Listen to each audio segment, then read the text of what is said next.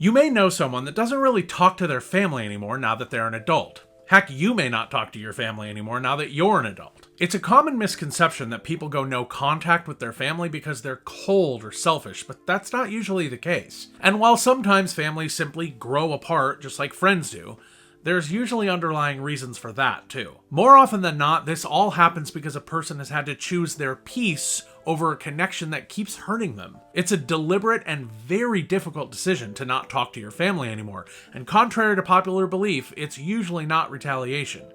It's self-preservation. So if you've heard someone say, "I don't really talk to my family anymore," or you've uttered those words yourself, here are 10 very real reasons why that decision is sometimes the healthiest thing to do. Number 1, the family dynamic is toxic and has never changed.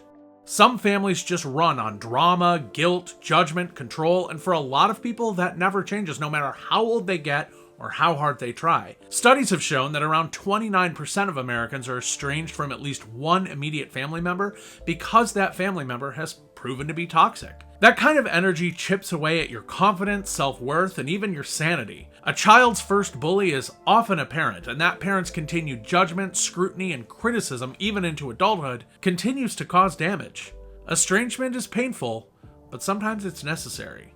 Number 2, they were emotionally or physically abused. This is one of the hardest, but certainly most valid reasons.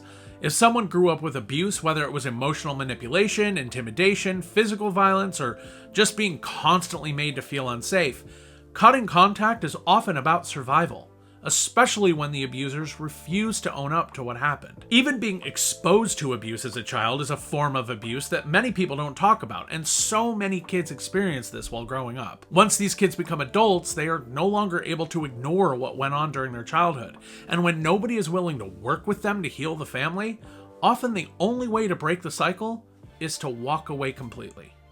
Number 3, they don't feel supported or understood. Imagine going through life milestones, heartbreaks, big wins, whatever, and never once feeling truly seen by your own parents. That's the reality for a lot of people, and when a parent doesn't meet their child's emotional needs, it can lead to all kinds of lasting mental and emotional damage. Most commonly, these children grow up to question their own self-worth and are unable to trust themselves, and they often wonder if they're to blame for the emotional neglect they received from their parents. That can wreak havoc on their lives in all sorts of ways. When your family constantly minimizes your feelings, avoids connection, or just doesn't show up emotionally, eventually you stop reaching out and start building your own life away from them so you can find joy and connection elsewhere. Number 4, their boundaries are never respected. Maybe it's a sibling who always pushes buttons, or a parent who feels entitled to every corner of their child's life. Perhaps it's something even worse, like parentification, where a parent relies upon their child to raise their siblings, or relies upon their child to provide for their emotional needs. Regardless, it all leads to a lack of emotional safety, which can lead to estrangement. Some people try for years to set healthy boundaries with a parent or a sibling and still get met with guilt trips, manipulation, or flat-out disrespect.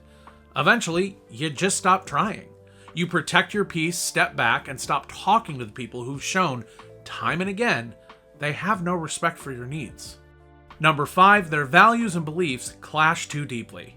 Clashing values between family members can cause so much drama and tension that one of them decides to just step away. And sometimes the conflict isn't about one major fight, it's actually death by 1,000 cuts. Political views, religious beliefs, lifestyle choices, you name it. If there can be differing opinions on it, family members can fight about it, and a parent or sibling can look down on you because of it. Families want what's best for each other most of the time, but sometimes their judgments can make them seem elitist or out of touch with reality or downright cruel. But far more important, and the far more common reason for this estrangement, is a family member's refusal to respect those differences.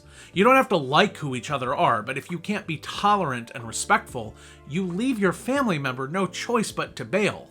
And you do the same thing if the tables were turned. Because when there's constant preaching or judgment or shame for who you are or how you live, staying close becomes self-betrayal.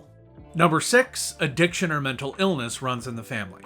This one's messy and painful because when a loved one is struggling with addiction or untreated mental illness, it can completely destabilize the family. They can create long-term dysfunctions that are difficult to break, and when a family member puts their addiction above their family or refuses to get help with their illness, well, that causes everyone serious distress and can even put them in danger. Many people try everything with their family members in these situations, whether it's interventions or just offering up second, third, or 10th chances. But you can only give so much, and for many years of chaos, broken trust, and danger makes them finally step back to protect themselves and the other people that they love.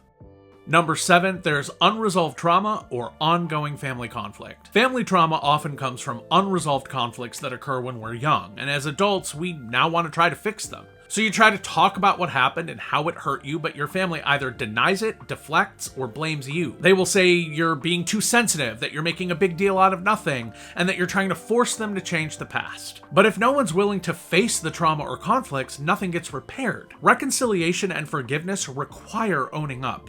Period. Nobody's saying you have to undo what you did. That isn't possible, but you do need to own up to it. When you refuse to do so, you leave the relationship nowhere to go. And the only way for the other person to heal is to leave so they can work on improving themselves without the family trauma holding them back. Number 8, they need to protect the family they created. When a person comes from a toxic family, they often feel the need to protect their own kids and family from that toxicity, and estrangement ensues. This happens just as often, though, with toxic in-laws. The constant interfering and criticism that can come from in-laws is often something people don't want their kids witnessing. This happens especially often with so-called boy moms who can't let go of their sons once they're married with families of their own. These boy mom mothers-in-law will often try, sometimes unconsciously, to interfere with their son's relationship due to a fear of competition for resources and attention. Whatever the case, at some point you realize that your marriage and your kids have to come first, and that requires setting boundaries. Boundaries that can include going no contact. Number 9, they've changed, but their family won't accept it. As we grow, our identities evolve, whether it's gender identity, sexuality, lifestyle, beliefs, or just as often, trauma recovery that fundamentally changes who we are. And it's often the case that your family doesn't like that and refuses to tolerate this evolution. Family systems theory describes families as, well, systems in which everyone plays a role. The golden child, the black sheep, the scapegoat, the hero, the clown, the caretaker. Everyone has a job, if you will, and the minute you step outside of it because you've changed or evolved, it can start an all-out war because it destabilizes the entire system and makes everyone feel off-kilter and threatened. I'll give you an example. My role in my very toxic family was sort of two-sided. I was part scapegoat, part clown, the guy who kept the peace by making them laugh. This turned me into a doormat out in the real world, which forced me to evolve and learn how to advocate for myself. And boy, did my family hate it. As soon as I started sticking up for myself by saying things like, I don't like the way you're speaking to me and I'd appreciate it if we had this conversation at another time, that was it. My family and I started immediately diverting because my unwillingness to allow them to hurl their invective at me was viewed as a betrayal of my role. But the harsh fact of the matter is that that's a them problem, not a me problem. Real healthy relationships are able to grow along with people, and it's nobody's job to shrink themselves to accommodate others, even if they're family. And speaking of family systems, number 10, they want to end the cycle. Sometimes the whole apple's rotten right to the core, to quote Charlie XCX, and no one wants to break the generational cycle.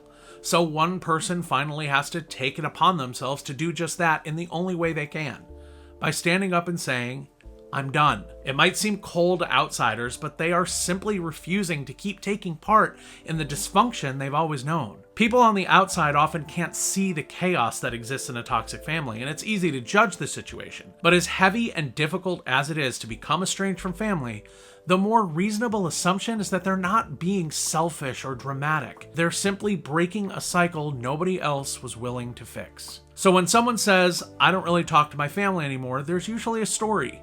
One that includes a lot of pain, reflection, and courage. And if you're part of the family left behind, opening your heart and mind to what your estranged family member has to say, without judgment, deflection, anger, or especially defensiveness, could make a huge difference. And if this hits close to home for you because you're the person who no longer talks to their family, know that you're not alone. you're not wrong for choosing distance, because that distance can oftentimes be the very lifeline you need to finally carve a path to true healing.